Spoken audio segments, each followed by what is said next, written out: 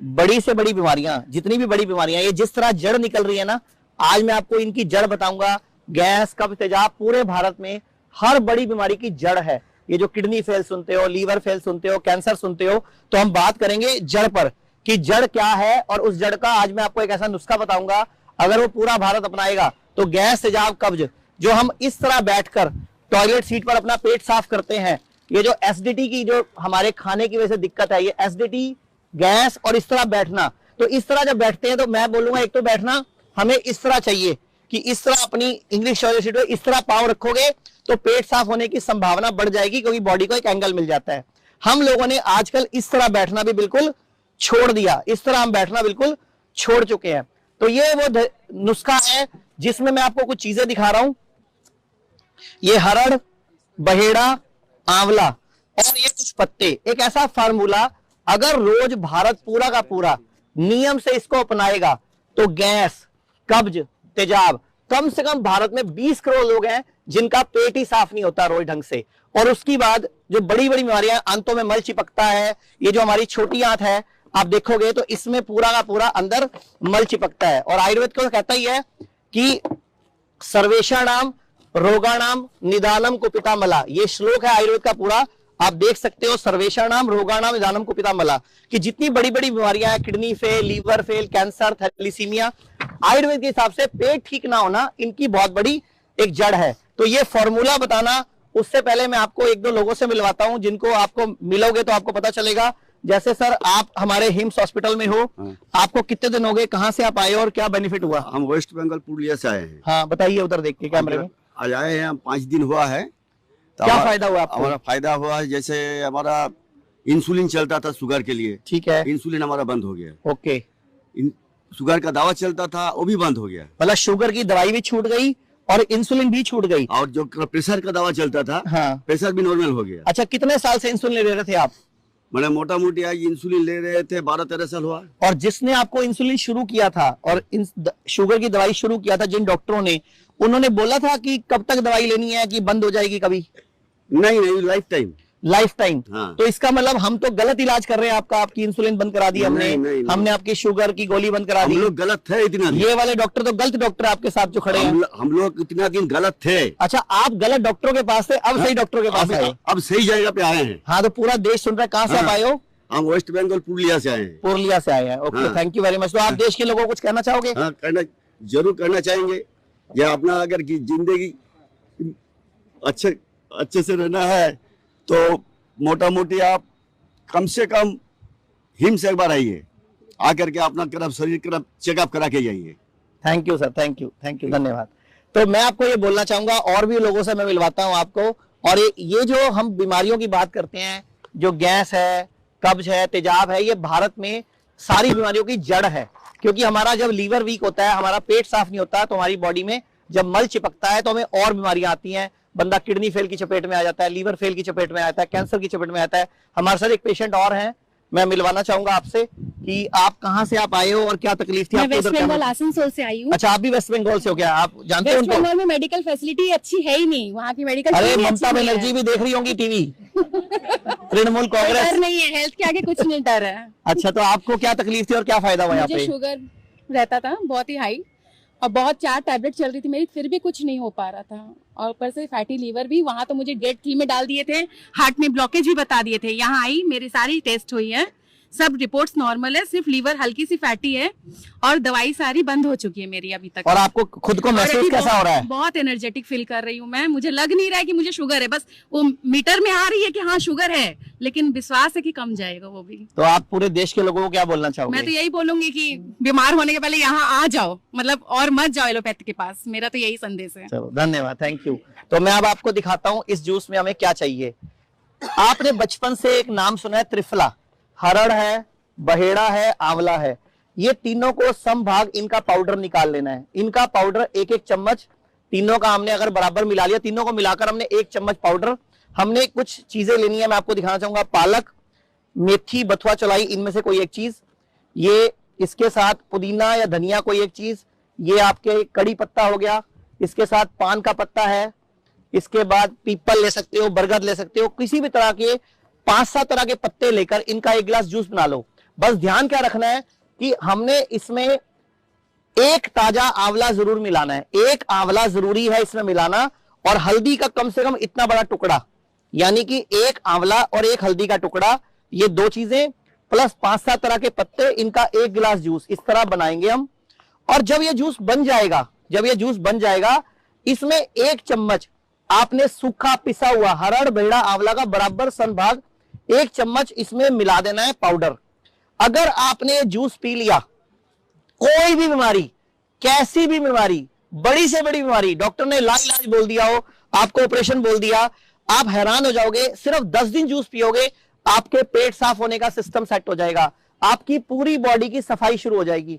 क्योंकि आयुर्वेद ने क्लियरली बोला हुआ है शुद्धि परम औषधि, कि अगर हम बॉडी की सफाई करते हैं वही हमारी औषधि है, वही हमारी बॉडी को, सिस्टम को सेट करता है। मैं और भी पेशेंट से मिलवाता हूं आपको। यहाँ पे हमारे बीच में ये भैया आए हुए हैं। आप सर थोड़ा सा आगे आ जाओ, आप बताओ कहां से आप आए हो, बताओ सारा।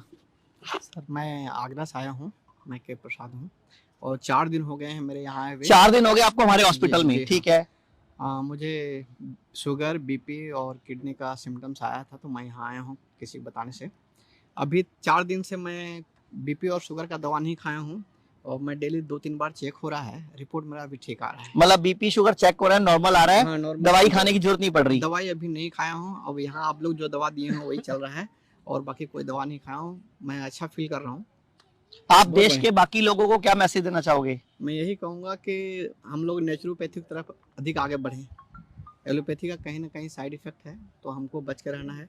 हाँ, कभी कभी मजबूरी आ जाएगी तो जाना ही पड़ेगा, वो सेकेंडरी थिंग। हाँ, अब एक्सीडेंट हो जाएगा, आपकी टांग कट जाएगी, घायल हो जाओगे तो हॉस्पिटल जाओ। हम एलोपैथी को बुरा नहीं बोल रहे, हम एलोपैथी को बोलते हैं कि मैनेजमेंट आयुर्वेद को दे दो, इमरजेंसी अपने पास रख लो, ताकि कोई अगर कोई एक्सीडेंट हो जाए, कोई चोट लग जाए, तो ऐसी तकलीफ हो तो वहां जाना है। हम ये नहीं बोल रहे वहां नहीं जाना, हम लोग ये बोलते हैं कि बीमारी की जड़ पर काम करना है। जैसे मैंने आपको शुरू में जड़ खोद के दिखाई कि दुनिया में कोई भी बीमारी का इलाज मत करो, उसकी जड़ ढूंढो वो क्या है। तो हमारे साथ डॉक्टर अन्नू भी हैं, मैं चाहूंगा डॉक्टर अन्नू इस बारे में ज्यादा बेटर बता पाएंगे कि कैसे काम करना चाहिए।